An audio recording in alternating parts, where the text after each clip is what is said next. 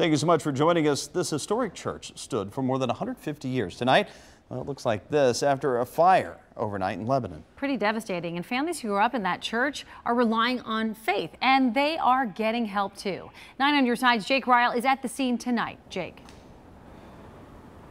Well, Bethel AME is a historical church here in Lebanon, and you know, just behind me here, it's really hard to tell the extent of damage from the outside of this building, but from the inside, you're able to definitely see some major damage.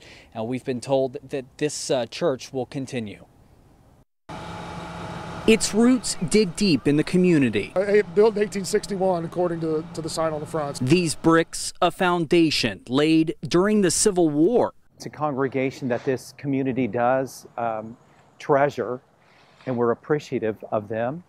And we pray that they will sense God's direction and will be able to recover from this and continue on. Steve Kramer, pastor for Lebanon United Methodist Church just next door, has faith. God has a way of working tragedies like this into things that can be good, that can make a difference in people's lives. And we're going to trust that that can happen. The church congregation would sit in these pews every Sunday, turning open hymnals, now covered in ash, but still intact. The fire comes less than 2 weeks from Christmas. Now a congregation is in need. I do know that we've offered them use of our building without charge to be a gathering space for them during their Sunday morning services. We have a space that I think can work quite well. Further proof that sometimes the foundation that's needed. It's a good foundation, and the structure itself is pretty firm, so we're going to build on that. Can be formed from a different perspective. She said,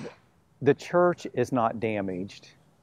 The building is, but the church isn't. The church is the people, and they are a loving, Christ-centered congregation, and we are happy to have them as neighbors.